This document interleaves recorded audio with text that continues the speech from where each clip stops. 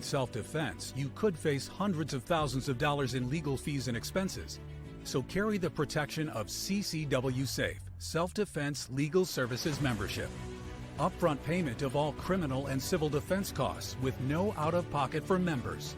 Unlimited defense budgets, unmatched legal expertise. Carry the same level of support police officers have. Carry CCW Safe, the highest caliber.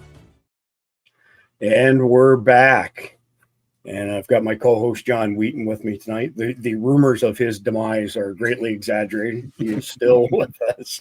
How you doing, John? Yeah, I'm good, man. It's called having 2.5 jobs, a family, kids, and chaos in the holidays. So you know how that goes. Yeah, try not to be a slacker, okay? Well, I mean, the 100-hour weeks, I do have a little bit of time to squeeze in there. So I hear you. So since you were on last, I've done some experimenting. I've switched things around so we can get off the X a little bit quicker. So the conflicted question is at the end. Just a quick mention that if y'all want the brief that has all the links in it that we go off of, you can go to patreon.com/survivaldispatch, sign up for free and get it there. And I want to mention we're closing in on the webinar that I'm going to be doing with Advantage Gold, and they have sweetened things up a little bit. Check this out, John. So it's the size of a 45 ACP bullet, but it's 1 ounce of 99.999% solid silver. It's pretty neat. You know, if you have an invasion of werewolves or, you know, vampires, anything like that, just throw a primer on it. Good to go. But if y'all in the audience, go to the first link down below in the description. It'll take you to this page. If you sign up and you attend, you'll get one of these silver bullets amongst a bunch of other stuff. They're giving away books and all kinds of cool stuff. All right, that is it. We have got a special guest tonight. I'm going to bring him in first. And Pastor Artur Pawlowski. Good to see you, Artur. Thank you for joining us. Thank you so much, gentlemen, for having me on your show. I'm going to bring on the rest of the panel, and then I'm going to circle directly back to you and have you do your own introduction so I don't do you any injustices. So we've got our in-house 007, Jeff MD, 26 years CIA operative, and our friend Justin Moon from Car Arms. And the reason I asked Justin and his brother, Pastor Sean Moon, to join us tonight is because their family escaped communism, much like you did, Artur. And I felt that they could probably add just an additional perspective because clearly John, Jeff, and I have no firsthand experience with communism. So with that being said, Artur, I'd appreciate you introducing yourself to our audience. I'm going to guess that the vast majority of them know who you are. You're pretty infamous here in the United States. Well, I am a father, and that's the number one thing, a believer in Christ. I pastor 2 churches. We feed thousands of people on the streets of Calgary. I started many ministries like this around the world. I grew up behind the Iron Curtain under the boots of the Soviets, under communism and socialism. And in the 80s, I saw the remedy. So I grew up in hell, and I saw the remedy to that hell, which is people. People are the most powerful weapon that there is. And I saw that firsthand when I was growing up, when the millions of Polish people finally said enough is enough. They took it to the streets, and they did not have to fire a weapon, believe it or not, just by the sheer numbers and their dedication and their conviction of taking back what's rightfully theirs. They overpowered the enemy, the 50,000 communists that came with soldiers, machine guns, and tanks. And the Polish people came with their numbers, with a giant, huge cross. They went to their knees and they chanted, "We want God, we want God." And I'm telling you, that took down the biggest empire at that time on earth, the Soviet Empire. And just a few years later, thanks to you, actually, thanks to America, because you have to understand that you played a huge part of our liberation by, of course, at that time, one of the most fascinating, in my opinion, presidents that you ever had, Reagan, that went to the Berlin Wall. And you have to remember, I was on the other side of that wall when he said those famous words, Mr. Gorbachev, tear down this wall. And it happened. The wall collapsed, Iron Curtain was broken, and not just we, the Poles, but Europe was liberated. But here is a repetition of history. And we are seeing the same type of people, different names, different faces, trying to achieve the same thing. That's why the message never changes. Their message never changes, but our message never changes as well. And before we went on this program, you were talking about your amendments, and I have traveled around the United States of America quite often. I'm more in the US than in Canada. And everywhere I go, people tell me we have the Constitution, we have the, all the amendments, we have the Declaration of Independence. And I look at them and I said, listen, people, you don't get it. Tyrants don't care about your piece of paper. Dictators don't care about your Constitution. They don't care about your Declaration of Independence. You must care about your rights, and you must rise up for your rights. Because you have to also remember that I am a Polish immigrant. Poland was the second country on earth that implemented Constitution few years, literally 2-3 years after the United States of America. And when the Germans attacked us, they did not care about our Constitution. When the Soviets took us under their boots, they did not care about our human rights. They did not care about international laws. They did not care about our Constitution. What I'm trying to say to you is your country will look the way you want your country to look. It's up to us. It's up to the people. We, the people, we all go back to the famous words. We, the people, we have the power, and we, the people, have shown them in just few weeks ago what we want. And Donald J. Trump, in my opinion, your rightful president that has won 3 terms now, is in power, or will be in power in just few short months. And that's a good thing, because it's sending a very strong message to those wannabe tyrants, the globalists, back off, we're coming after you. So I have tasted hell, I have tasted heaven, and I think that's why they hate me so much, because I'm not talking about I read the book. I grew up seeing this, unfolding in front of my very eyes. Well said, Pastor. I want to get into the trials and tribulations that you've had in Canada.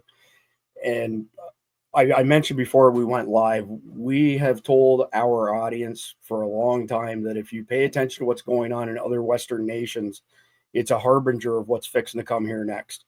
So Australia, New Zealand, Canada, all of those countries. So we've been watching your case in particular since the whole COVID lockdown. And if they can do it there, they can do it in California. And if they can do it in California, they'll bring it to the rest of the United States. So I'm going to play a short video. It's a couple minutes long. And then I'd like you to describe the mischief charges, the breach and a release order, all that kind of stuff. And then I'm going to turn it over to the panel to get their questions addressed as well. So here we go. Get out. Get out of this property. Immediately get out. Get out of this property immediately. Out. I don't want to hear anything. Out of this property immediately. I don't want to hear a word. Out. Out. Out of this property immediately until you come back with a warrant. Out. Out. Out. Out. Out. Out of this property. Immediately out. Immediately go out and don't come back. I don't want to talk to you. Not a word. Out of this property, immediately out. I don't care what you have to say. Out. Out. Out of this property, you Nazis. Out. Out. Gestapo is not allowed here. Immediately, Gestapo is not allowed. Out. Do you understand English? Get out of this property. Go. So go. Go. And don't come back without the warrant. Out, Nazi. Out. Out. You understand? Nazis are not welcome here. Out. And don't come back without a warrant. Do not come back without a warrant. You understand that? You're not welcome here. Nazis are not welcome here. Gestapo is not welcome here. Do not come back, you Nazi psychopaths. Unbelievable, sick, evil people. Intimidating people in a church during the Passover. You Gestapo, Nazi, communists, fascists. Don't you dare coming back here. Can you imagine those psychopaths? Passover, the holiest Christian festival in a year, and they're coming to intimidate Christians during the holiest festival? Unbelievable. What is wrong with those sick psychopaths? It's beyond me. All right. So, Artur, tell us what exactly happened there. Why did they come to your church in the first place? Well, to understand this, we have to go a little bit back in time, Okay. because in the beginning of 2020, here's what I do. Our church, we feed thousands of people on the streets of Calgary. I started over 40 ministries like this in Europe. I started orphanages, medical clinics, churches in Africa. So we are a church that is not just talking. We are in the middle of action, if you will. We are doers, not just talkers. So I have been feeding the homeless people since 1999. That's my 25th year. So I operate a soup kitchen, and I have been doing this forever. So I received a letter from the mayor's office, from the city hall, telling me that we are in the middle of this crisis and I have to stop feeding the poor. So I replied to them and I said, if we are truly in the middle of this crisis, then my services right now are needed more than ever. And I appealed it to the mayor. I appealed it to the premier. Premier is like your governor in the States. I appealed it to every minister. And guess what? No one replied. So I kept feeding the poor. So that's my crime. I have been feeding the poor, and the police showed up, health inspectors, bylaw services, and I became the first Canadian to get that garbage ticket. I won't say the names because if you're on YouTube, the censors are the losers. I call them the losers and the leeches. They cannot survive on their own. So they're such a losers, they need to censor us and the truth, because their house of cards is built on lies, lie on top of lie, manipulation, misinformation, disinformation. So a person like me, it's very dangerous to them because I speak the truth the way it is. It's a black and white truth. It's either left or right, life or death. There is no sitting on a fence, if you will, and they really are terrified of this. So I got this ticket. So far I got over 350 citations, over 120 court cases, criminal charges, QB, which is Queen's Bench now, it's the King's Bench. I was in provincial courts, I was in courts of appeal, you name it, in and out of prison for my job. I have never been arrested in Canada for doing any real criminal activity. All the arrests, all the courts, all the citations, which, like I said, over 350 citations so far, are related to me doing my job as a pastor, either preaching, reading the Bible, or feeding the poor. I was charged with giving free goods and services without the license. I was charged with illegally distributing printed material, which is Bibles and gospel tracts. I was charged criminally for preaching. I was arrested and charged with 7 criminal charges for publicly reading Bible, which I was told is offensive. I was told that the name of Jesus is offensive and therefore it's illegal to be in a public. I can go on and on for days, literally for days, about what happened. But going back to the most famous things, if you will, I just decided to keep feeding the poor. That's it. So they gave me a ticket, not a big deal. As you know, I have many of them. And I kept doing what God called me to do. So that, of course, they didn't like that. And they kept sending police officers. So from the beginning of 2020, when I became the first blessed Canadian with that garbage. They were hunting us down. Literally every single church services, I had police officers, from few to my record, when the Canadian government declared, I don't know if you remember that, but they declared that they're canceling Christmas. They literally said they're canceling Christmas because it's super dangerous. They actually passed a mandate saying that singing is prohibited by law. It's just like, even when I share this after those few years, it's just unbelievable craziness. Singing was prohibited by law. Also, Lord's Supper was illegal. I'm a Polish immigrant. I get it. I'm different.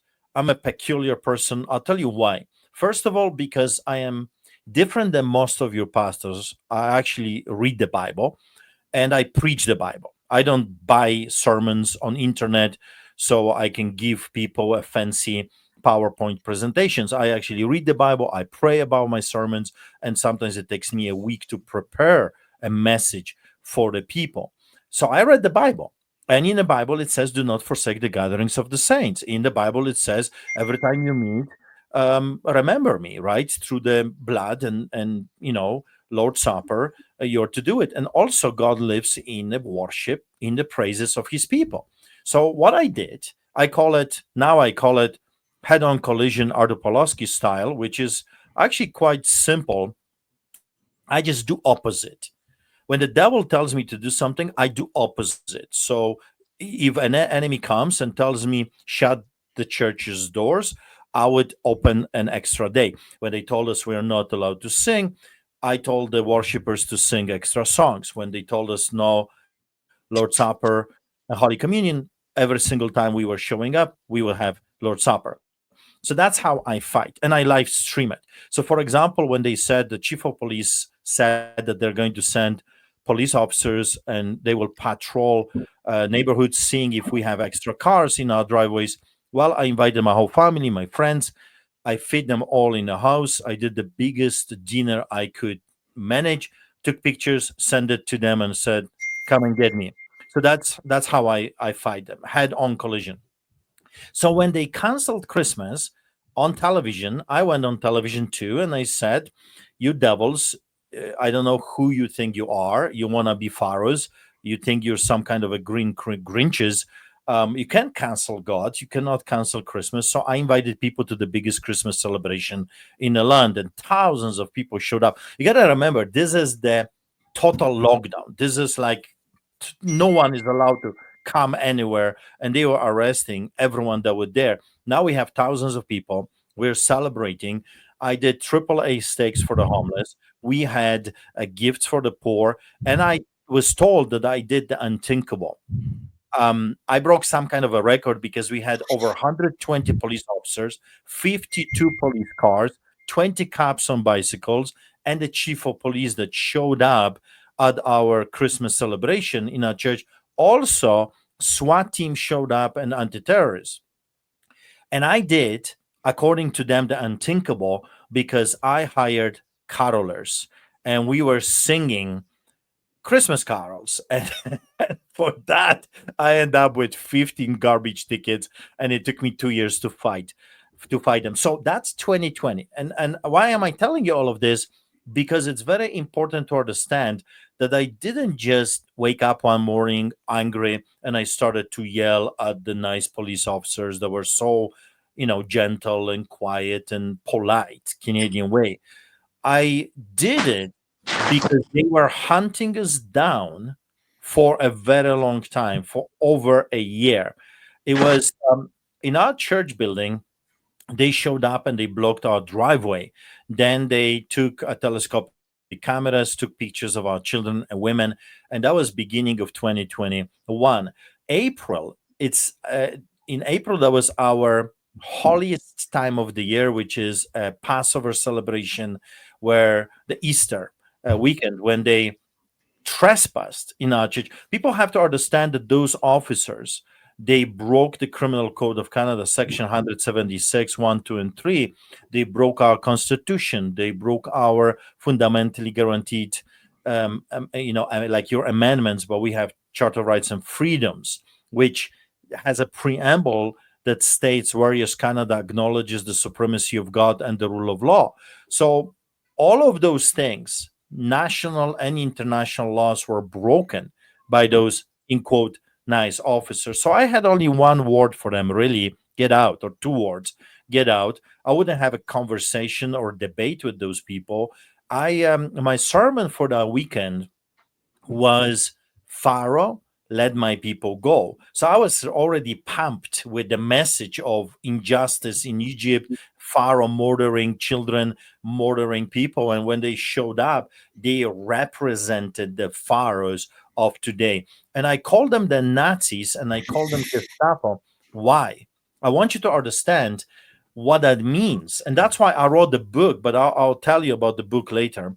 Um, Gestapo simply means political police. So those officers were no longer acting in the capacity of peace officers. They were acting at the biddings of the politicians, crooked politicians, and they were acting like uniformed gangsters, if you will, working for the biggest mafia, Al Capone, whatever. They were Gestapo, political police, working for the establishment, working for the political party, making sure that everyone falls in line. That's why I call them by their proper pronouns. It's all about feelings right now, right? It's all about pronouns. So I just simply call them by their proper pronouns, which is psychopaths, Gestapo, and fascists, and all those other things. I kind of run out of names because you got to remember, my weapon as a Polish immigrant is yelling.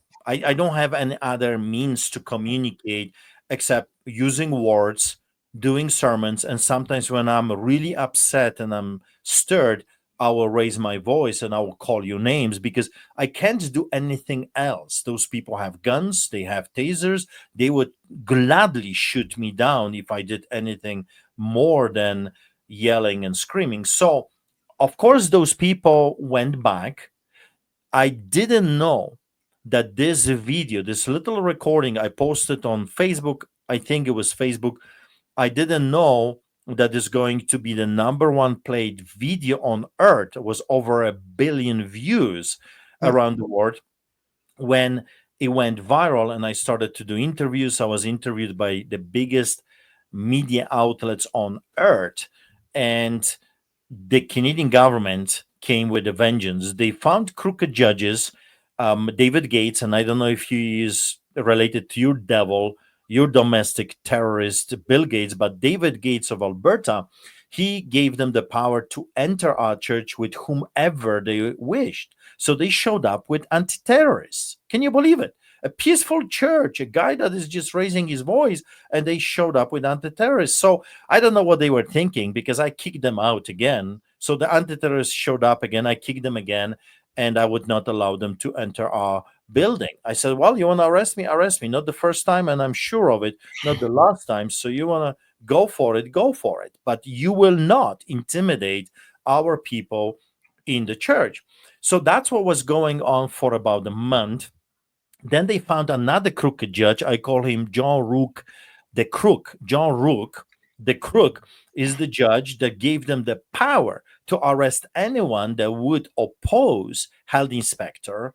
And they showed up armed with that court order. You got to remember, if you know anything about the law, all of that was done ex parte without our knowledge. We had a legal team, we had lawyers, but they would not even bother to contact us. They did it off camera like the gangsters, like the mafia that they are. So equipped with that crooked judge's document, they showed up. And by the way, you need to know that those judges, right after they signed the documents, retired. So they got a pail of money because right after signing the documents, they were nowhere to be found. They retired from being judges. So they did their dirty whatever, and then they disappeared. So I get ultimately, anti-terrorists showed up, and they opened the door, was packed house, standing room only, and they realized, because men said that if they would come to arrest you, they will have to arrest all of us. And that would be a big problem for even for the anti-terrorists, arresting hundreds of people in the church. So what they did, they saw that this is going to turn bad, and they withdraw themselves, and they waited. They waited for the people to go home. And on my way home, I was arrested with my brother David in the middle of the highway. The picture behind us, that's actually the picture from that arrest. I was arrested with my brother David, and I don't know why they get my brother. My brother David was arrested with me 12 times already. It looks like those cops spend too much time in coffee shops, and they get 2 for 1.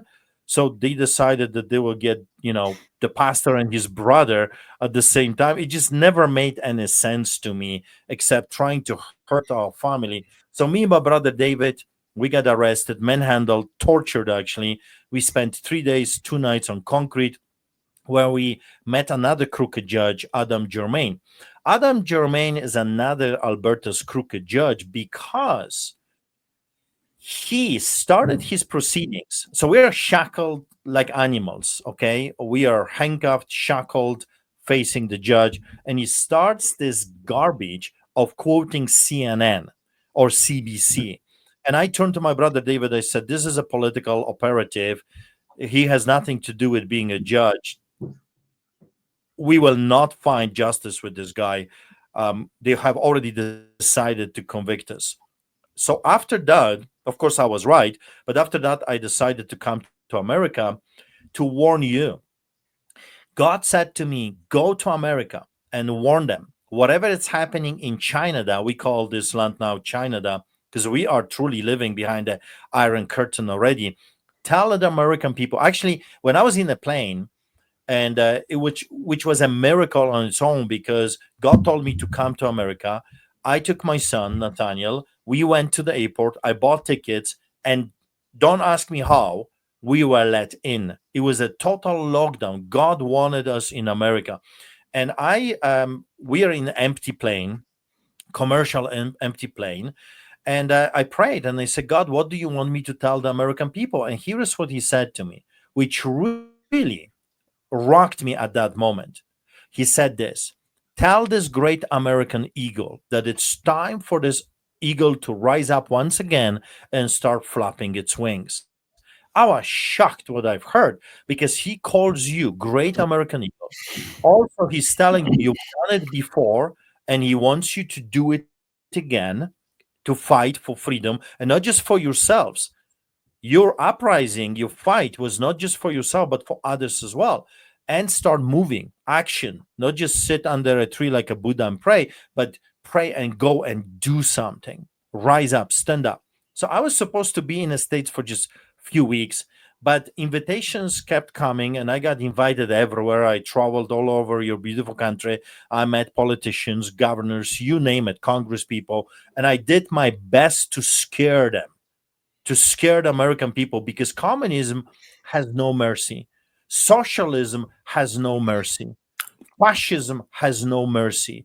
It's like a cancer. Will keep destroying, pillaging, raping, and killing until there is nothing left. You have to understand with whom or what kind of enemy you're dealing with. This enemy has no heart, and it will never stop. It's like a cancer that has to be cut out, or it will finish you off. So 4 months later, finally, I had to come back. I mean, I'm a pastor of 2 churches, my family. Finally, I said, I'm coming back. So upon arrival, I've never seen any man ever, except Hollywood productions, to be arrested in the plane or stepping out of the plane. But it happened to me. We arrived, I stepped out of the plane, and I was immediately arrested. 2 counts, multiple counts, but 2 warrants for my arrest: inciting people to come to an illegal gathering, officiating an illegal gathering, and some garbage stuff. I baptized my daughter in a river in a public park. I was charged criminally for that. Not wearing a muzzle, I was charged criminally for that as well, and some nonsense. So I was taken, of course, handcuffed. And it's funny, because the customs were looking when I was handcuffed. They said, we will look everywhere. I don't know what they were thinking, that I'm smuggling Donald J. Trump in a suitcase. I don't know what they were thinking, but they said they will look everywhere. And so they searched, they broke into my laptop, which was $5,000 laptop that I had to replace because they literally broke illegally, without a warrant, without the judge's order, into my personal computer. So anyway, at that time was catch and release, as we used to laugh about it. I would be picked up, arrested in the middle of the highway, let go, bail, arrested again, attending a rally, arrested by every force in the land. I was arrested by your FBI, that's RCMP. I was arrested by Calgary police. And then, of course, it would take me a couple days to tell you the story. That's why I wrote the book. The whole story is in a book, Lions Do Not Bow. But what happened after that, they started to call me Canada's pastor. I organized rallies. I organized protests. I had, a lots of views, big channels. Of course, they were taken down by the Chinese Canadian government. I had big following, and we were growing in numbers. We started with like 7-10 people. We grew to 20,000 people every week on the streets of Calgary. I traveled all over my country. I went to different provinces, organizing rallies, protests, marches, you name it, church services, at the courthouses, fighting for political prisoners. That's what I was doing every single week. So then, because of this, truckers started to roll, and they called me and they said, "Pastor, would you become our pastor for the movement?" And of course, they didn't have to ask me. To this day, I look at this as the greatest honor that I was able to be their pastor for the truckers and the farmers during the biggest Canadian civil rights movement in the history of Canada. So we did church services. We fed them. We organized food for the truckers. Off they went to Ottawa. We stayed behind because another truck convoy opened in Milk River. Milk River and Coutts is the point of entry between Montana and Alberta. And the farmers and the truckers came there, and they called me and they said, the police officers are dressed in black and they're pointing their machine guns at our children playing street hockey. Pastor, can you come and cheer us up? Can you do a number of church services? So I took my son, I took my worshipers, speakers, food, packed the car. Off we went to Milk River, did the church service there. And the whole thing was blocked by RCMP. Again, RCMP is like your FBI. And then I went to Coutts. In Coutts, I did 19-minute sermon. During that sermon, I told the Canadian people to stand for God and state-given rights, to do it peacefully. I told them 3 times, no guns, no swords.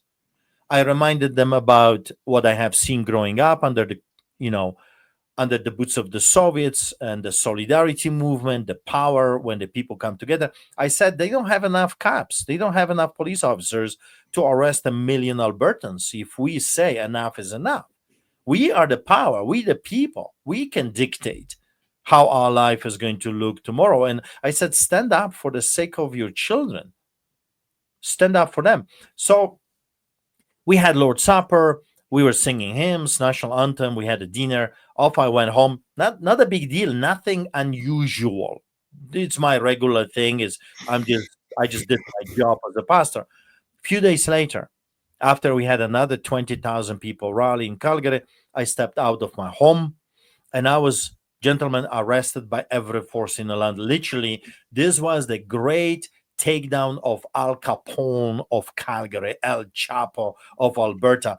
There was undercover police, there was uniformed Calgary police, there were detectives, anti-terrorists, special SWAT team with cameras recording the whole thing.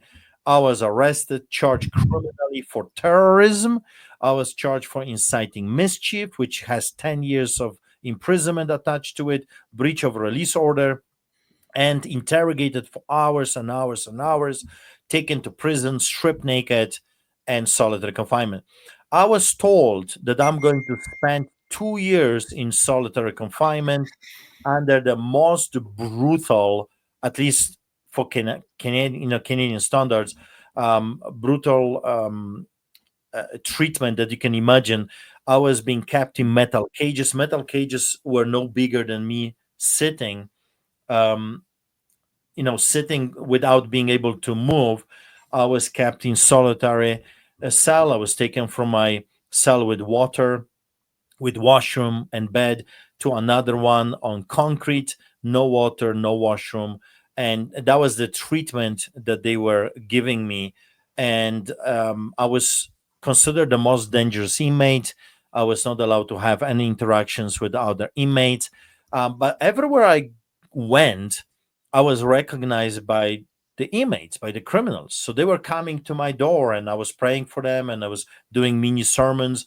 And 21 days later, in my isolation, they sent a petition to the director of prison, and they said, if you don't let him out, you're going to have a riot in prison. So then they let me out for 1 hour to have interactions with the inmates. I was doing church services and prayers for them. My wife, my brother David, and my son Nathaniel, with our church and other freedom people, they organized the longest ongoing protest in the history of prison. For every day I was on the inside, they were on the outside. My wife rented 4 powerful speakers. They were doing church services. They were doing rallies, protests, Jericho marches, marching around prison. Has never been done in the history of Canadian prison, what they were doing. Some were arrested even for doing this. So brave, courageous people. Then Americans kicked in. They started to phone politicians, Ohio state representatives, some Congress people, some senators from America started to put pressure on the Canadian politicians. Tens of thousands of people were phoning, fighting for my life. During that time, you have to also remember that they tried to assassinate me multiple times. When I was still on the outside, they lit my house on fire in the middle of the night. They unscrewed tire in my pickup truck. So while we were driving, the tire just took off. They attacked me physically, guns, knives, punched, Antifa in my backyard. They lit our church on fire. They burned down our children's bus. They vandalized our church multiple times for 3 months every week. They broke into our church, stole our equipment, speakers, cameras, everything, multiple times. So this was on a regular basis. I was being attacked. I had to walk with other people just to watch my back because it was very bad. Antifa said that they're going to assassinate me. They came with guns, machine guns. It was brutal. We were physically attacked with those flash bombs and other weapons. And if it was not for some brave people, I won't name them because you will be censored. I'll probably be dead already. So then back into cell, 5 different inmates already testified to my lawyers that the guards were giving them incentives to assassinate me, to murder me in prison. So, but the inmates, I was a hero in prison. Everywhere I showed up, they were banging on the doors, free Pastor Art, free Pastor Art. Like they were attending my church services. I think I broke some kind of a record. I had every single inmate in my entire unit attending my church services and prayer meetings. It was fascinating. It was incredible. The solidarity, and they're criminals, but they recognized that I was there an innocent man, that I was there for fighting for freedoms and for rights. Twice a day, the guards with nurses are giving illegal drugs, very highly narcotics to prisoners twice a day. So I was exposing all of that. I did rallies from jail on the phone. My wife would put a telephone to the speakers. I would be speaking to the protesters. I would do interviews. I would do my political statements, and that enraged them so much that I was literally kidnapped by sheriffs from my prison cell to hundreds of miles away without the knowledge of my lawyers, without the knowledge of my family, and shackled, the Penguin March, the whole 9 yards. And I was taken to MaxPot. MaxPot is a prison for the most dangerous terrorists in the country, in Edmonton. And I was placed in solitary, freezing conditions You can't sleep. You're shivering. They refused to give me an extra blanket, and was minus 28 on the outside. And they said they gave me a document, and that document I included in my book, Lions Do Not Bow. It stated that I am considered so dangerous, I have to be housed alone and indefinitely. Indefinitely. So they were aiming to keep me there forever as a terrorist, without court. So I said my goodbyes to my wife. During all of this, I want you to know I was writing. I was writing the whole story, the background story. I was writing every day about what I was observing, about the judges, about the guards. I was doing it stolen by the Canadian authorities already 3 times, and thanks to the brave lawyer that fought for it and actually smuggled out of prison, we have the Lions Do Not Bow. So this book has been smuggled by a brave woman, a lawyer that risked to get this story out, because you know the human memory, right? You remember and then you don't remember. So I was able to write everything down. And what happened was the judge learned that I am being kept in total isolation in the entire unit for the most dangerous terrorists alone. So hundreds of cells. I was the only one in solitary little cage, watched by 3 different guards at the same time, with a document that they can keep me there indefinitely. And the judge learned about this, and they scared them, because jail, remand, are privately owned institutions in Canada. So that scared the administration, and they moved me to a psych ward. So can you believe it? I was kept in a psych ward with a guy that murdered his brother with a machete, slashed him to pieces, and I was considered so dangerous that they said I cannot even have a pen. They put me with this guy, and he had about 15 different pens. And I shared with him, I said, well, the Canadian government believes I'm so extremely dangerous, I cannot have a pen. And he says, well, you can have mine. So he gave me his pen, and I kept writing my story. I spent a week over there, and then eventually the judge released me and put me on house arrest for a year and a half. I spent a year and a half on house arrest. Ultimately, I faced my accusers. I was found guilty on everything, including terrorism. I was found guilty on inciting mischief, and I faced 12 and a half years of imprisonment.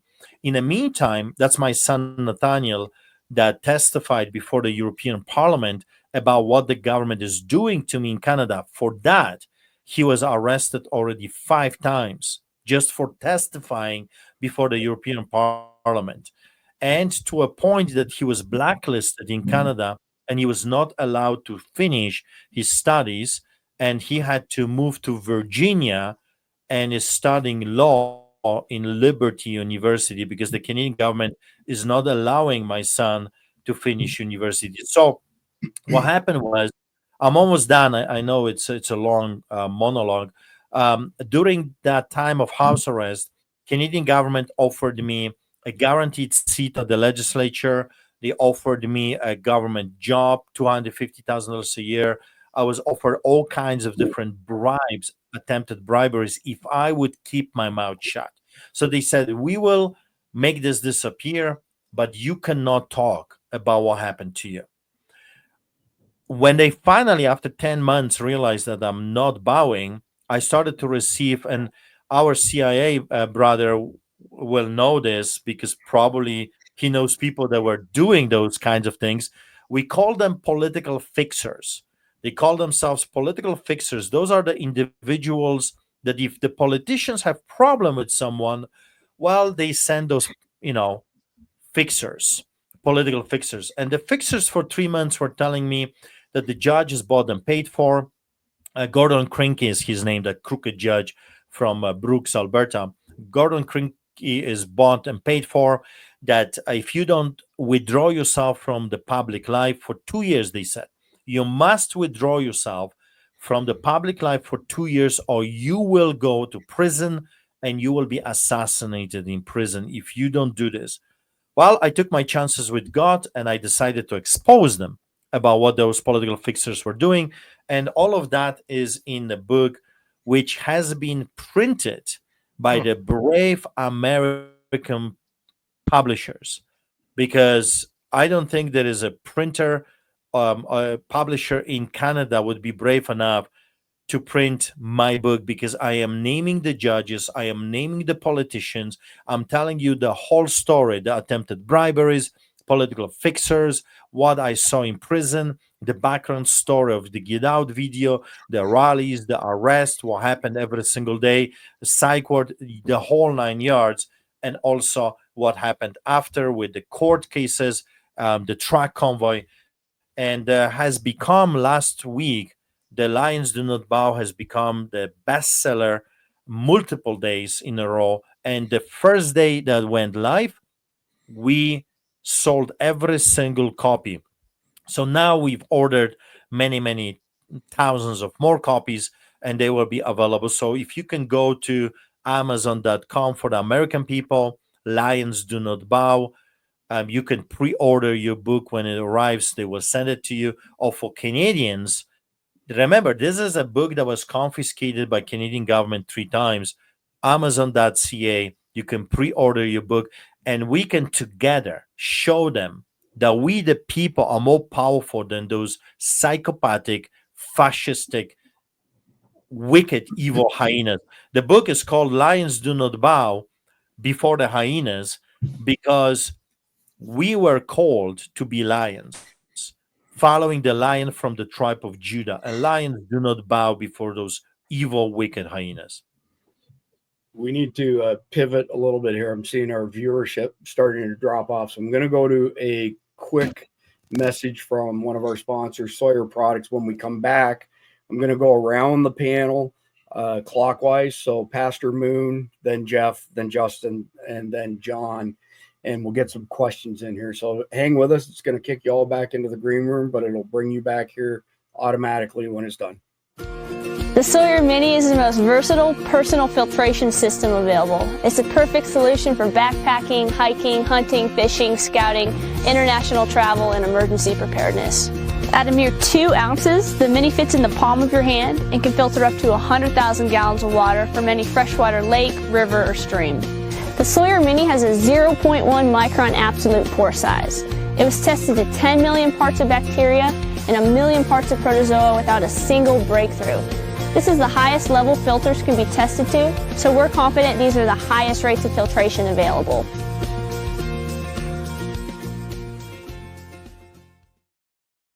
All right, so Pastor Sean, being the other pastor on the panel here, family escaped communism from North Korea. I would love to hear your thoughts on what's happened with Pastor Artur. I mean, it's hard for me to imagine this could happen in this day and age in a Western country.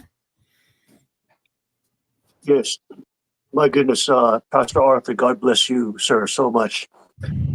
Amazing. God is using you for an incredible testimony to give and bring the glory of Christ to the world. So we bless you and we thank you so much for what you have endured. None of it is in vain, for Christ has already won, and he is standing with you, and we are so grateful to be able to be in your presence today. It's a tremendous story. You know, my father was freed from North Korean death camp in 1950 by the U.S. Armed Forces. He was imprisoned multiple times under the colonial Japanese, also the South Korean government, North Korean government, and also the U.S. government came after him as well, because he ran one of the biggest conservative newspapers in the entire country, the Washington Times. And so he was in the North Korean death camp in the 50s and was freed. And you know, it just all your tribulations remind me of that. He was in cells that was tiny little rooms with 17 people in, and they had one hole in the ground, which was just a dug trench for feces and urine. And he chose to sleep right next to him. People would have to do feces right in front of him, defecate right in front of him, and he would choose to take that after 12 to 16 hours of forced labor per day for 2.5 years and 2 years and 8 months. And just when I think about what you went through, it kind of reminds us of our father and what communism is. He always taught communism was political Satanism. That it is truly the beast on the earth, and Satan has his hands and feet on the ground, just as God uses us as his hands and feet. We have to remember God's hands and feet were also nailed. So, if we're doing the work of God, we will be nailed, we will be beaten, we will be bruised. And so I bless you, sir, and I thank you so much for the brave and courageous work that you did as well during the COVID lockdowns. We, on our side, Pennsylvania, tried to shut down all the churches, but we're a very armed society in America, and they tried to shut down all the churches in Pennsylvania. We, of course, did not comply. They tried to mask us. We did not comply. They tried to stop us from singing hymns. Of course, we did not comply. And, the government really couldn't do anything about it because a civil war would break out here and all the population is armed. So, being from North Korea, we're kind of known as the rooftop Koreans. So we're very into firearms and self-defense, etc. As God's given right. And but we are so thankful for your story and testimony. It's so inspiring, and God bless your wife and your family who stood with you during that time and did those amazing works. And I just pray that God's goodness through your life and your courage is glorified and magnified to the world. So thank you so much, Pastor. It's a tremendous honor to meet you. Thank you so much. I mean, I can't even compare, my story to your father's story. There is no comparison. I mean, I was on vacation in comparison to what your father went through, but that's why we have to stand up and fight. So this never happens in our beloved nations, because if we don't, well, then what your father went through, it's going to be a reality for many of us.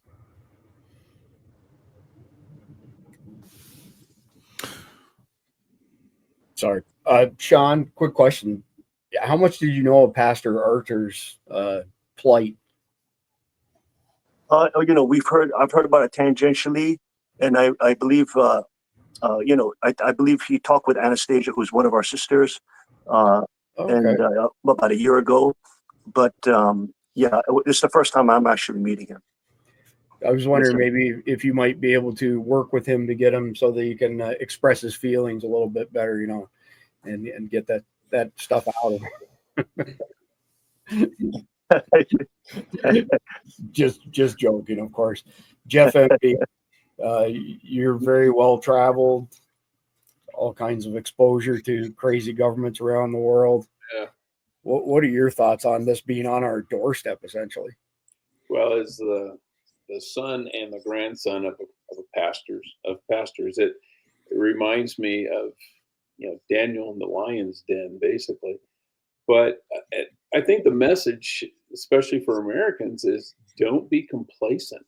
Don't think it can't happen here. And the way it can happen is you let them take an inch. Don't let them take an inch, because they'll take the mile. Push back on every little threat to your rights. And I've said it on the show before, the First Amendment, there's one word you won't find in there, and that's the word accept. You have freedom of religion, except when the government doesn't think you should. You have freedom of speech, except when you say something the government, it's not in there. So anytime someone tries to shut you up or tries to tell you can't go to church, or tell you, like during COVID, you can't gather. And I wanted the police to come by my house. We would have parties where you can't have more than 6 people. Well, we would have 10. And I was hoping the police would show up. If they asked what was going on, I'd say, we are practicing our First Amendment right to assemble. We decided to assemble at my house. Now, you explain to me where your rules or your laws or your edicts, where they trump the Constitution.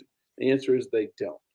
but you can't let them take an inch. You need to stand up for every millimeter of your rights. Otherwise, they will.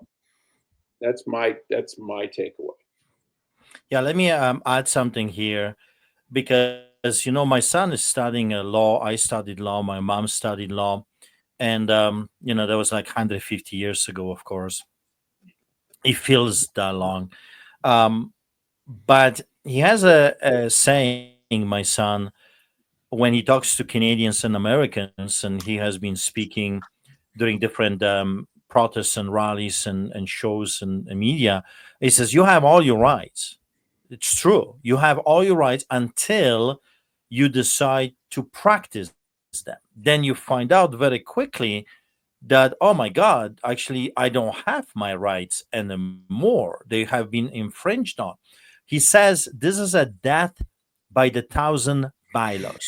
Little law here, little law there. Maybe they're not huge, but when you combine them together, suddenly you realize you have no rights.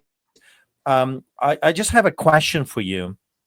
Do you know, and because I'm a Polish immigrant, this is, of course, a big thing for us Poles, because we were attacked by the Nazis in 1939.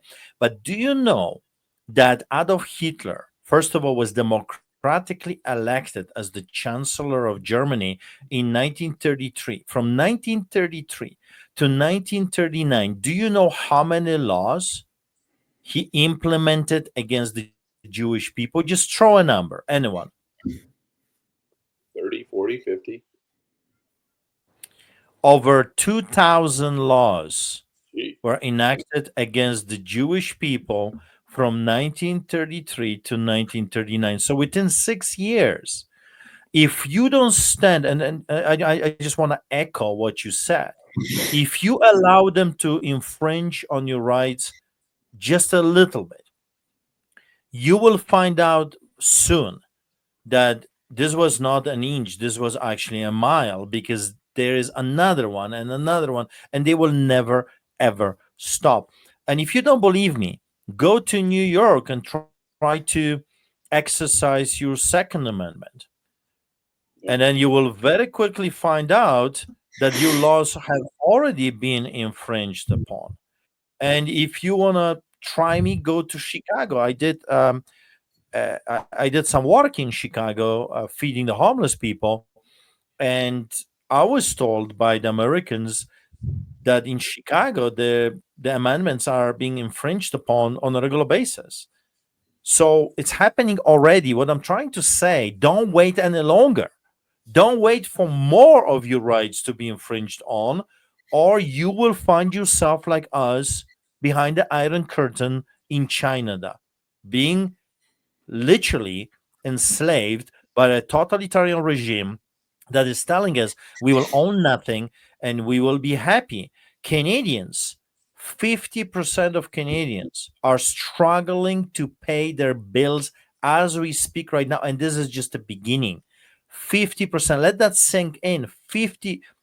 Every second person I see on the streets is struggling just to pay their bills. Now you add the housing crisis, renting crisis, commercial crisis.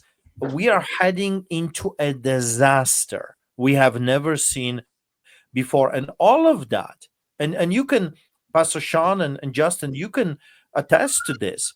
This is what happens when the devil, the cancer of the leech called communism and socialism, creeps in. Socialism and communism destroys everything and makes everyone miserable. Thanks, Artur. Justin, apologies for the long wait to get your input. They're equally miserable. That's important, right? There you go. Everybody's got the same level of misery. Yeah. So, Justin, you were pretty young when you came over here from North Korea, but I'd love to hear your comments on everything Artur said, and then relating that to North Korea and then back to America. If you had told me, say, even as little as 10 years ago, that we'd be having a conversation with regards to communism being a possibility in America, I would have told you were crazy. But some of the stuff we've seen the left doing And again, we can see what's going on in Canada as a great harbinger of things to come here. I'd love to hear your thoughts on this. Well, I came to America in 1973 with my father. My father was in North Korea in the communist concentration camp where they beat him to death 3 times, but God wouldn't let him die. So I was born in South Korea, and the South Korean government also didn't like his preaching, so they picked him up and beat him to death a few times also. So, yeah, my father was beaten to death 6 times, but God resurrected him. And he kept on doing his ministry for his entire career, and he worldwide led anti-communist movements all around the world. Ronald Reagan and Gorbachev actually credited my father as being one of the really instrumental pillars of anti-communism all throughout the world. And he did incredible work, and so we are really blessed to be in that tradition. But hearing the testimony of Pastor Artur, it really touched me quite a bit, for how much he's suffering there in Canada, which is a country very similar to us. And, Canada is supposed to have a human rights, charter, and it's supposed to respect the dignity of people. But he has been tortured by his government.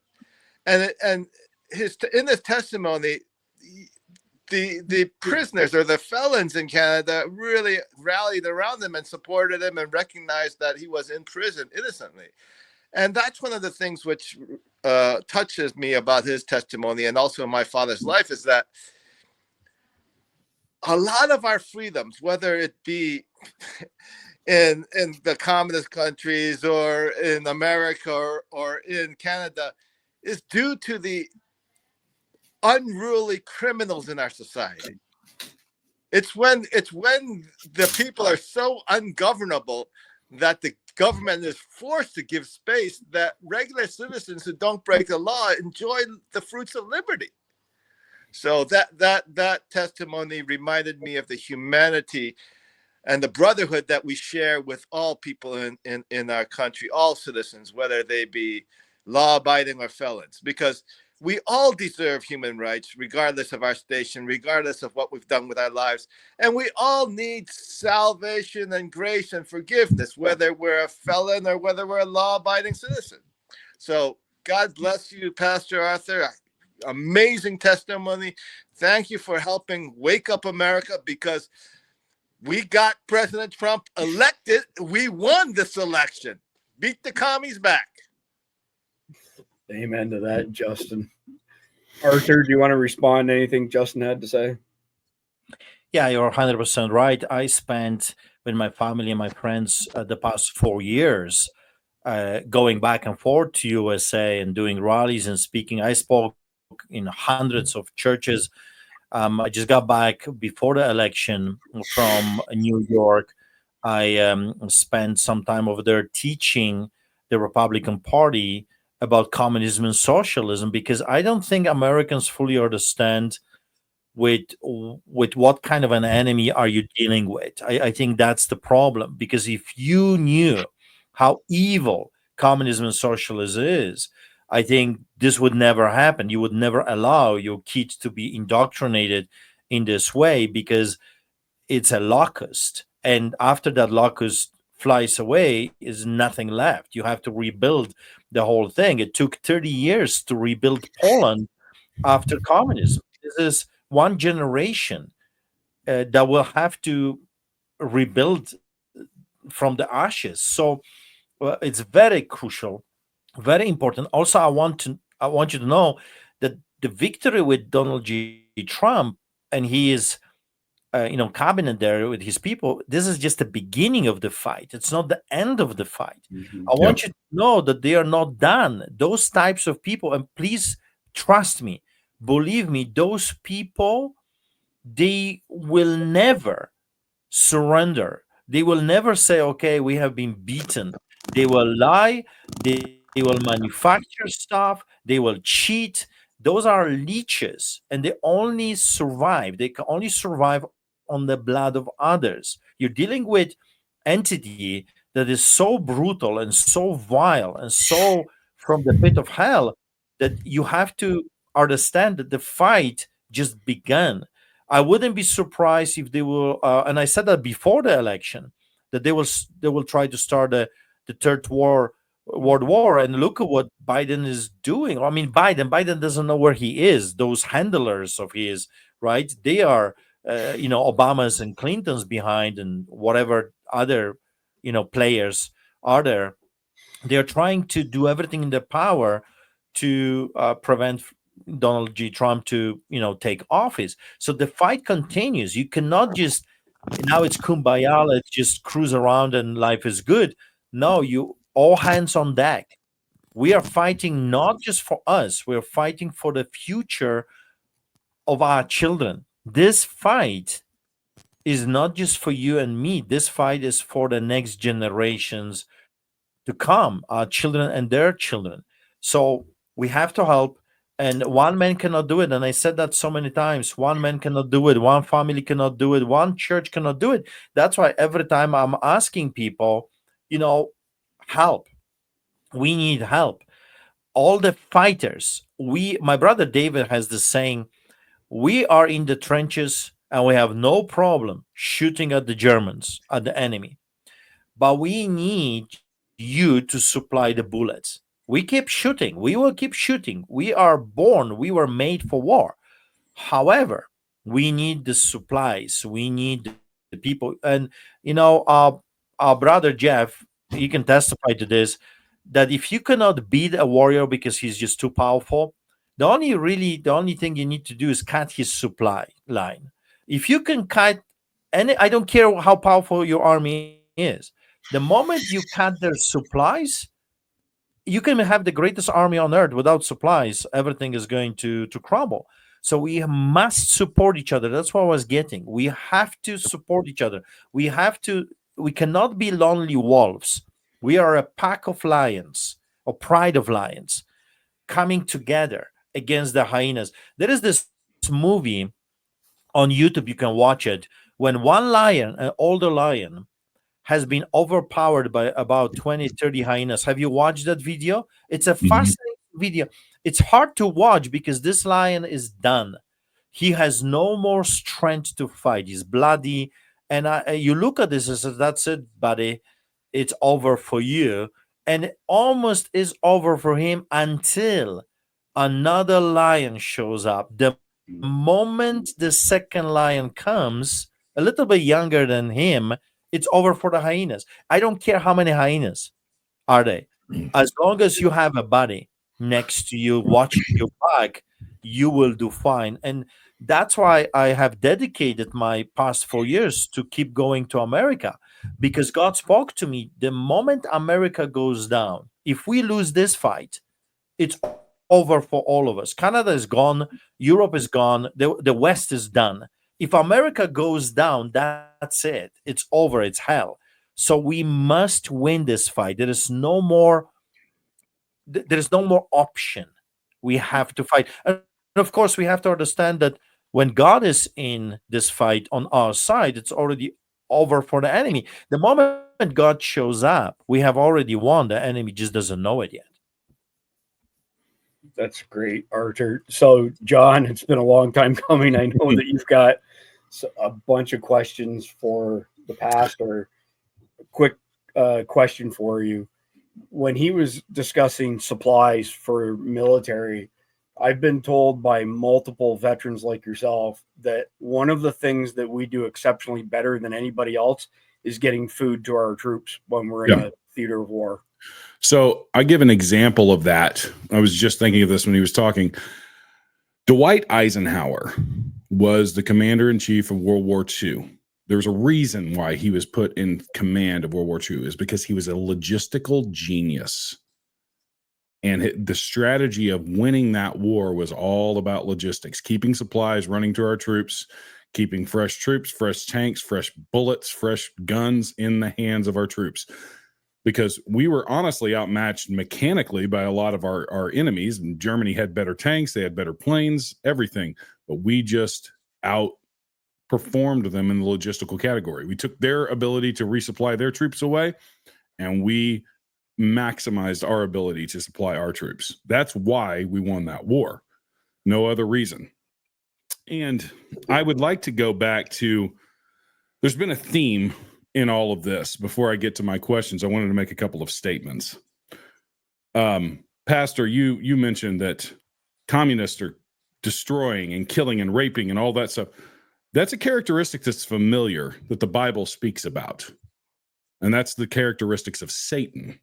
The characteristics of Satan is that he roams around like a roaring lion seeking what he may devour.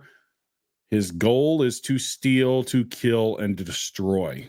Those are the characteristics of communism. Those are the characteristics of socialism. And it does it slowly over a period of time. But once they gain, there is a tipping point. If you look throughout history, there is always a tipping point. When you talk about China, World War II, you had Chiang Kai-shek, you had Mao Zedong. They were allies. And Mao strategically held his troops back so that Chiang Kai-shek's troops would get absolutely destroyed. Once he had the power advantage, then it was easy. And they took over very, very quickly. I feel like America has been at this tipping point. We have been edging to this tipping point for a very long time. We have seeded the ground of, we have given up our institutions one by one over time. They have played the long game. They were ready to take over. 2020 was just a litmus test for this. They absolutely have the goal of taking over and turning this into a communist socialist country, because then they can stamp out the people that are the problem, which is all of us. All of us in this group, all of the people watching this, we are the problem. We are the target. They want to take us out.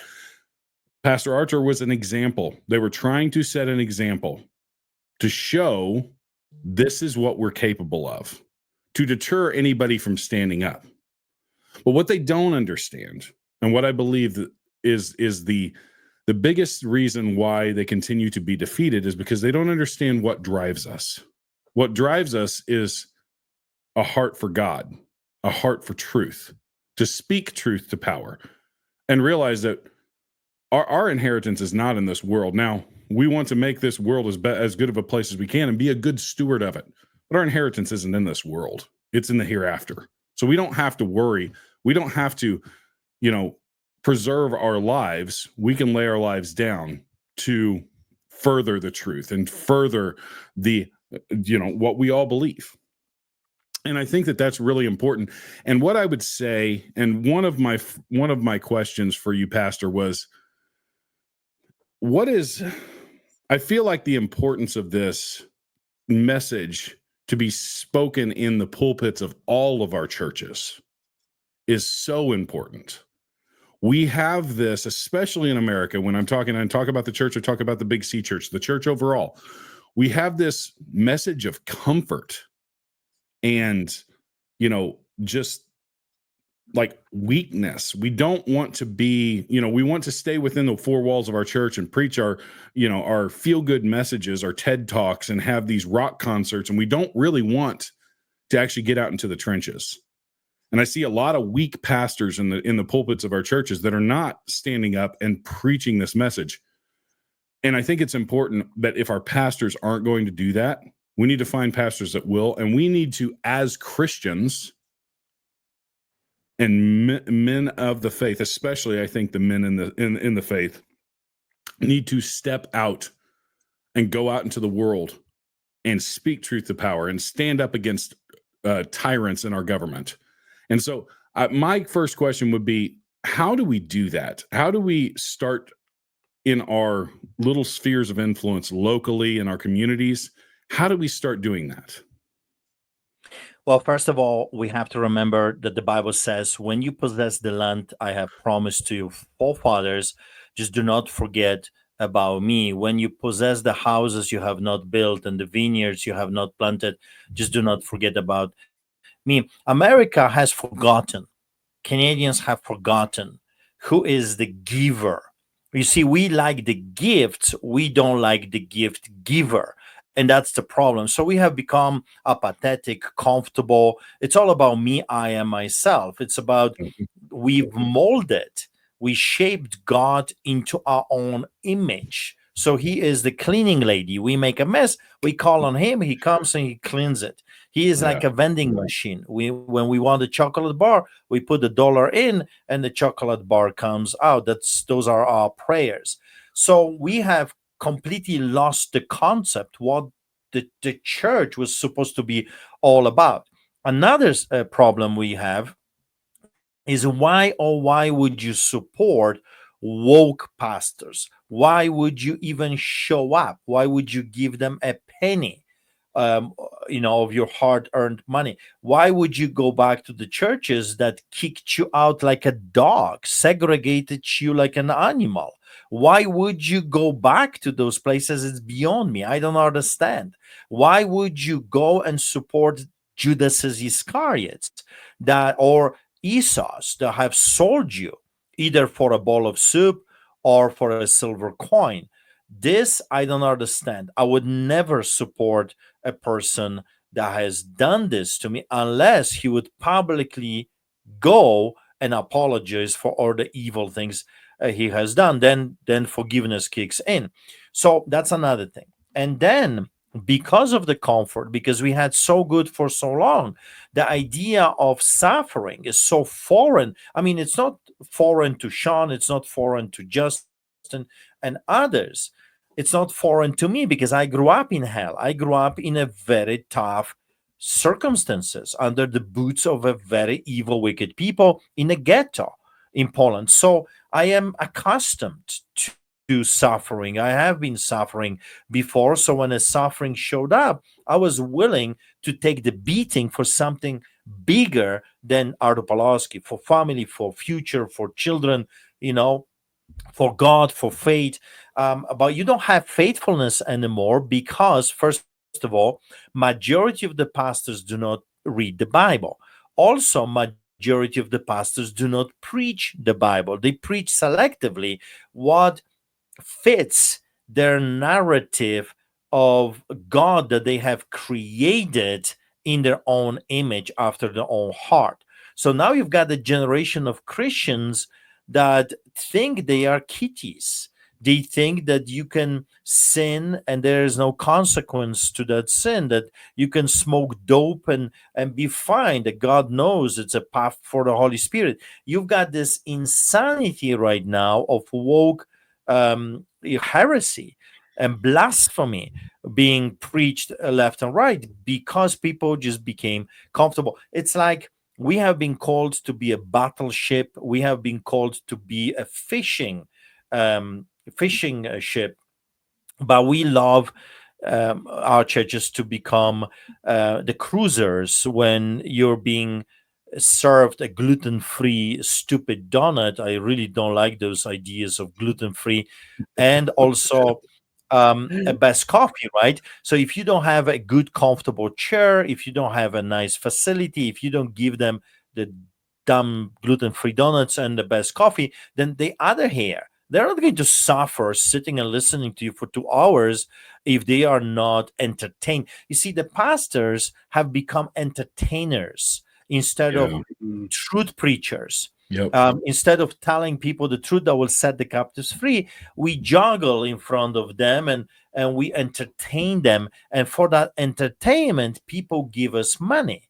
Instead of preaching the truth and you give unto the Lord. You don't give to the pastor, you don't give to the church, you give to God because he requires you to give. You see, the whole concept, the biblical foundation has been eliminated and destroyed. And now what we have is a little bit from the old, a little bit from the new, mixed with humanism. You have to remember, all the isms are from the pit of hell. Fascism, communism, socialism, globalism, denominationalism, humanism, all those isms, they have a purpose. What is its purpose? Is to control you. And the majority of the church leaders, their purpose is to control their congregants. That's why pastors don't work with each other. They don't do stuff with each other because they're afraid of losing money. It has become a business. It's all about money. We have this Polish saying that if you do not know what the whole thing is all about, it's always about money. So there are a number of things that happen to our Western civilization: the moral decline, the standards, the truth not preached, and the lies, embracing the lies. As you mentioned about losing all the mountains of influence, we have given up what used to be for the it used to be a job of the church. Educational system was never intended to just give to the government. You don't want, I mean, you can ask Sean and Justin and anyone from the communists, you don't give your children to be educated by the government. That's the dumbest idea ever. Yeah. You got some woke pedophiles teaching your children. What do you think is going to happen to them? They will What's come happening in out, America? right? So we've lost the justice system. Now it's a woke, rogue system. We've lost a healthcare system. It's not. It's no longer about healing people. It's about keeping them hooked on drugs. They're the biggest drug dealers in the country. We can go on and on and on. Entertainment is no longer about making us laugh and family. It's about cursing and nakedness and perversion and sexualization of the next generation. Banking system, it's to enslave us. So there's a lots of number of things that happen to us. Hey, John, before you carry on with your next question, Pastor Sean, then Jeff, then Justin, I want to hear your thoughts on what Pastor Artur just said with regards to it becoming entertainment, money driven, all those sort of things. So we'll start with you, Sean. Oh, yes, of course. Pastor Arthur knows very clearly and deeply. If I could just add one thing, especially with Western Christianity has been targeted by the Rockefellers and Rothschilds. Mm-hmm. They invested in Darbyism with the Scofield Bible, which both taught the Genesis chapter 4 and basically that you can't criticize the government of Israel, which also does pedophile rings, which runs huge trafficking rings with the CIA, Epstein, etc. So you can't criticize anything that Israel does. It's a misreading of Genesis chapter 14. And of course, they focus on the pre-trib rapture, which pacifies Christians politically, especially in accordance with Matthew chapter 24, where they say, where Hollywood spun it, saying that the rapture, if you got taken up, you were saved from the tribulation. Whereas in Matthew 24, Jesus actually gives the example of Noah. And if you were taken up, you got taken up by the waters and died and perished. Whereas if you remained, you were on the ark. So they actually reversed the scripture.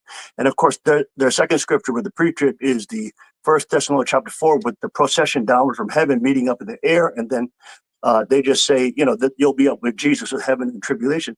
But the procession continues down to the earth for judgment. So it's a complete Hollywood rendition, opposite land of the scripture, twisting. It's like the cross, they turn it upside down. That's what Satanists always do. They turn God, try to turn him upside down. And so they've done that, and they funded that through the Rockefellers and the Rothschilds, and using especially televangelists in the West who had very big reach, and they brainwashed so much of Christianity. We had 30 to 40% of evangelicals not going to the polls, and you literally have baby killer hordes coming. You have people who want to rape and pillage your children, sexualize them, and mutilate them. You have literally the hordes of demons from hell coming, and you decide as a Christian not to stand up for them and circle a little box, like our founding fathers had to shoot people in the face, and you can't even circle a box. It is unbelievable. And we've, of course, rebuked that demonic spirit in Jesus' name. But, we've been targeted as a group in the pulpits, just like the Black community was targeted with Margaret Sanger. She was a, white racist, a leftist Democrat, also started the Ku Klux Klan. All of this racism and race baiting and this really demonic philosophy of, making the women into harlots and, abortions and killing and licentiousness, it really is all stemming from the same pit of hell. And definitely the pulpit has been targeted and, systematically and scientifically targeted. So I would just add that point, because it's definitely has weakened the church as well as, but people are waking up. Like if you see Trump's numbers this time, 25% more Catholics voted for Trump. So the Catholics actually were more engaged, but the evangelicals were, again, a big portion of them stayed home and did not participate, which is unbelievable. That you can call yourself a Christian and allow the hordes of Satan to literally devour your children. So, it's thank God delivered the miracle and we won, but it's still going to be a battle. Well said, Sean. Jeff, I want to hear your thoughts, and Just as well. Then it's coming right back to you, John, for the balance of the questions. You're muted. You're muted, Jeff. Sorry about that. No, I really can't speak to the in-depth theological part of it. My father was a pastor, but I wasn't a very good pastor's son in that sense. But I think people need to really get a grip on what they believe and what they're willing to do for those beliefs, and more importantly, what they're not willing to ignore for those beliefs. How many people say, well, you look at abortion, for example, they would say, I'm against abortion, but do you help prevent abortions? Do you do anything to stop it? I mean, you're not doing it. I get that. But it's like you see someone who's got a problem, say they're an alcoholic. You can say, wow, at least that's not me because I'm not an alcoholic. But have you tried to help the guy? What have you done to maybe help him find out what drove him to alcohol? Was his, maybe he lost a child, his family life got screwed up. What have you done to try and comfort that person or to help that person? So it's one thing to live a righteous life yourself, and that's important. But on the flip side, you've got to be understanding and willing to help others who maybe have fallen, because you can always, you can always get back up. And if nothing else, you can say about, God is the God of second chances. That's well said, Jeff. It's really well said. I've never heard it described as the God of second chances. Oh, I had that with a girl I knew from church camp years and years ago. She was married and her husband was running around on her, but she didn't believe in divorce, so she wouldn't divorce him. I mean, they'd been separated for 20 years and he's going out with all these other women and introducing his girlfriends to her. And she goes, I just can't get a divorce. And I said, why not? I said, you are a good person. You deserve a second chance at being happy in life. Not to, that's why I said ours is the God of second chances. He's not going to make you be, saddled to a guy who has abandoned his vows. You didn't abandon the marriage, he did. He abandoned you. So you don't know that guy anything. Yeah, interesting perspective. Justin, I'd love to hear your thoughts on this. Well, my father taught his church that all the members should have lathes in their basement when the commies come to make machine guns and go out to the field, that he'll be the general and lead them in the fight against the communists. So, as a result, the statists and the globalists and the communists all around the world, even in the U.S., especially the media, it certainly did not like my father. But yeah, I mean, if you think about what the state can do to you, the only thing the state can do to you is take your money and kill you. But if your value in your life is in your relationship with the Father in heaven, you don't lose much, because if you die, you're in heaven with the mansions and your dad. Oh, that's funny. John, back to you for the last round of questions. Yeah, so I'd like to add on to something that Pastor Sean was saying, because he mentioned the Schofield Bible. That's a very important thing of just, I would say, theological disinformation. It's the best way to say that, because disinformation and disinformation is where it's purposefully trying to lead you astray. Misinformation is accidentally leading you astray. But I would say that has not ended. I recently read a book by the Daily Wire's Megan Basham called Shepherds for Sale. I don't know if any of you guys are familiar with this book, but it actually lays out how members of the World Economic Forum have been funneling money into theological and home Bible studies, and their whole goal was to influence Christians to not vote or to vote Democrat. That was the entire goal of this whole. There is a actual devotional series called The After Party, and some very prominent people in what I would call big evangelical circles was involved in this, and it's pure evil.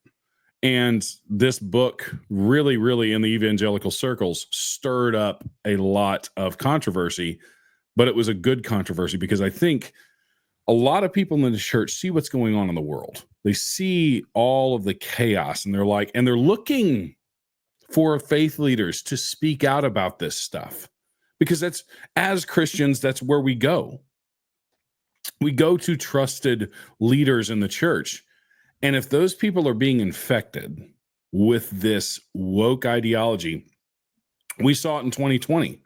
Churches shutting down. That's the whole beginning of your story, Pastor Artur. But it's not just that. We had the Summer of Love with the George Floyd incident, and churches standing up and giving, statements of we stand against racism. Well, of course you do. You're a Christian. We all stand against racism. That's not a thing in the gospel. It is not. So if you believe in Jesus and you believe in the gospel of Jesus Christ, then you're not going to be racist. That's just a fundamental thing. We're not going to discriminate against people because God didn't discriminate against people. And you see all of this stuff coming out of our pulpits, and that is what's leading to this. But I do think that what was exposed with various different things and people just getting more aware of this and saying, wait a minute, that's not what I'm seeing. That's not what I'm hearing. The news media and even some in Christian circles talking about how Donald Trump's a fascist and we should vote for Harris because Trump is a mean, horrible person. Meanwhile, as you mentioned, we're talking about abortion. We're talking about all of these things. It's literally murder, literally sin. And we can't seem to, people can't seem to grasp that in the church right now. And let me go back. I do think that a lot of people are waking up, and I do think that they didn't expect what happened 2 weeks ago tonight to happen. And it did. But as we said earlier, I think Pastor Artur said this is not a time for us to sit back and say, hey, we've won this. No. This is like Gettysburg. This is like the Battle of Gettysburg, the bloodiest battle. What happened after Gettysburg? 2 more years of bloody war and some awful battles that happened. We cannot sit back and say, oh, yep, time to get back in my comfortable spot. I'm wearing one of our shirts in my company, Righteous Savages. It's called "Comfort is Your Enemy," is what the shirt says. That's absolutely the truth. If you are comfortable, you're probably in the wrong spot. You should not embrace comfort. You should not embrace all of these things that get you unfocused on what lies ahead of us, because the work really starts now. And so, Pastor, I wanted to also ask you, and I'll make this quick because we're running short on time. But how do we influence? And this is somewhat similar to the question I asked you before, but a little bit different angle. How do we influence our communities and our politics in this country?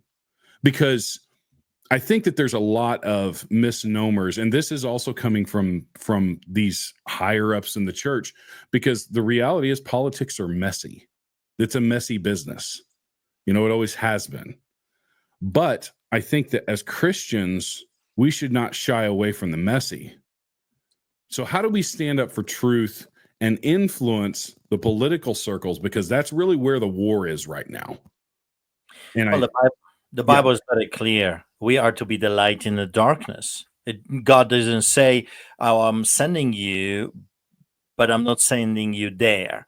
He didn't say, in the Bible it says that we are to be in the world, but we are not to be of the world. It's all about the truth and being the light in the darkness, being the city on the hill. What is our job? I mean, politics is from the very beginning of the Bible to the very end of the Bible. We call our Absolutely. God the King.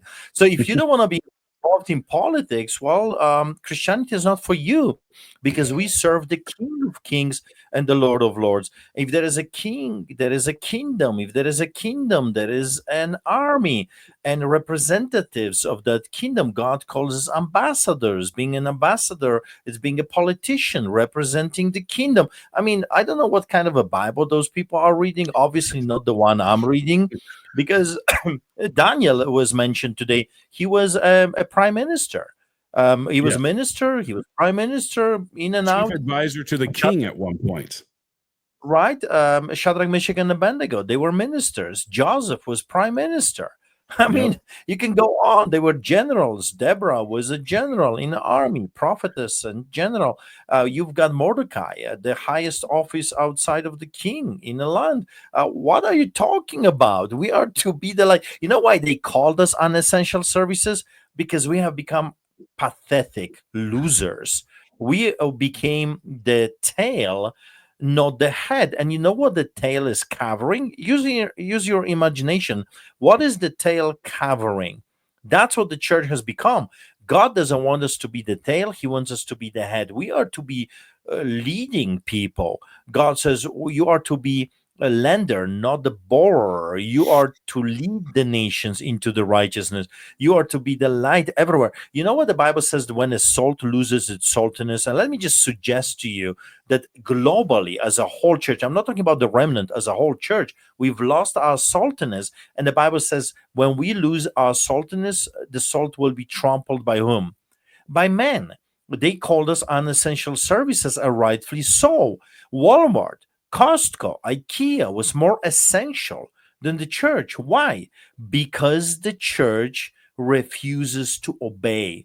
Simple. The church is not doing its job. We have turned to be the light in the darkness into darkness. Look at our churches. Our churches are so dark you can't see a person in front of you anymore. So true. It's becoming entertainment. We are entertaining people. We are trying to catch up with the world. We're trying to mimic the world. We have become the Babylon. The church has become the Babylon. Mm. Instead of being truth, it's in the end of the day, it's all about the truth. From the very beginning, did God really say that to the end of the revelation? It's all about the truth. When you give up on the truth, you replace that truth with comfort, with trinkets here and there, with positive messages.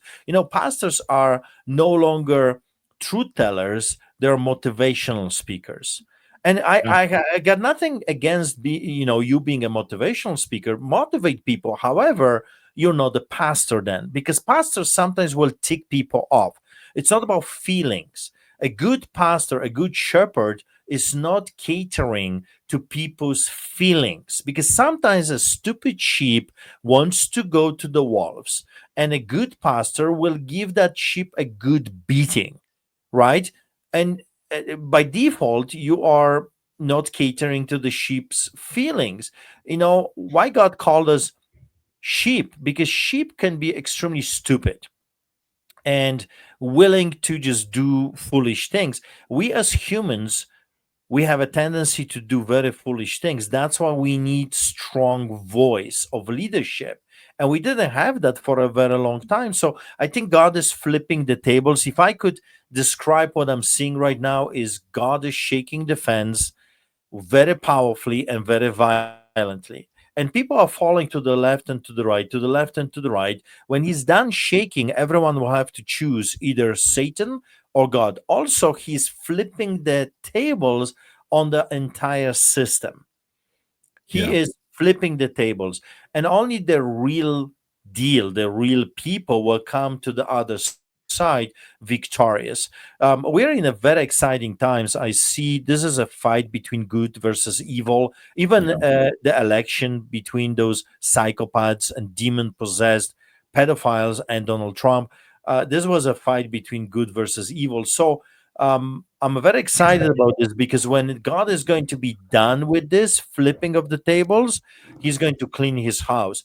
And you will have a choice to go to rogue, woke entertainer or attend a real church with a pastor that is willing to hurt you, not because he wants to hurt you, because he wants to heal you. A good preacher, a real shepherd is willing to crucify you on the cross. He's willing to nail you to the cross himself. A good preacher is a killer, a one that kills your ambitions, a one that kills your self, your flesh, your pride, your ego, all those different things. Jesus was so much different than other leaders because the leaders want to have a huge following. Jesus wanted the real deal. And he was willing to preach all the way to separate the wheat from the chaff, the goats from the sheep, and the sheep from the wolves. I think we are in a season of the greatest separation that we have ever seen since the beginning of mankind. God is truly separating the real from the fake, the actors from the people that are willing to die for the truth. When I was going through this craziness, people would ask me, seriously, are you willing to die on this hill? And I would say to them, this is the hill, people.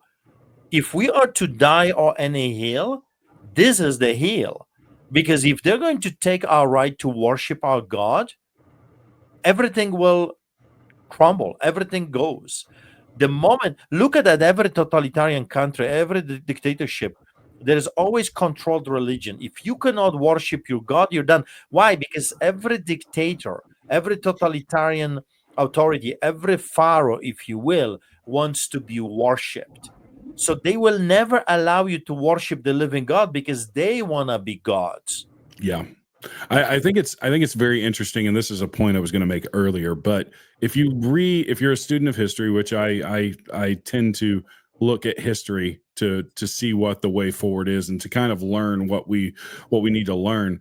But Karl Marx, who is widely considered one of the fathers of socialism and communism, was actually a Satanist. He actually wrote satanic plays before he wrote his Communist Manifesto.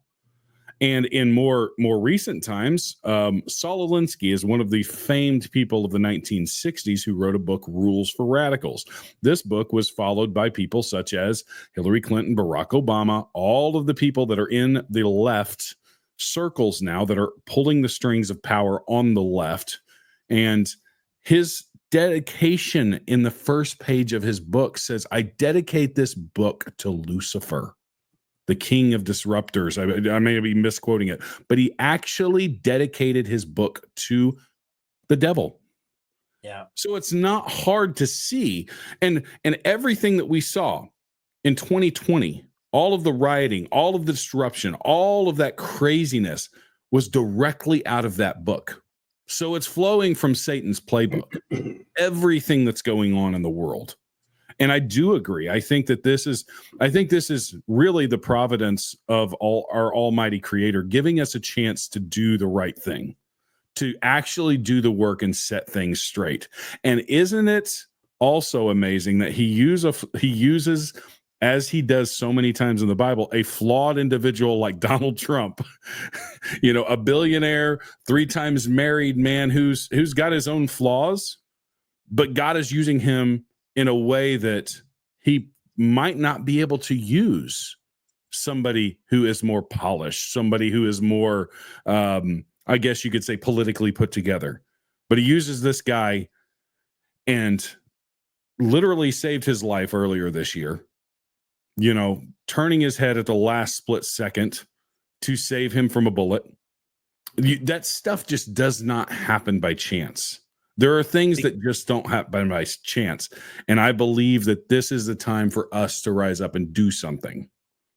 Because God wants to get the glory. You see, when he uses a people, like, I always said, if I was God, I would not use Artur Pawlowski. Artur Pawlowski speaks a funny English. Sometimes I have to Google English words to really find out what I'm saying.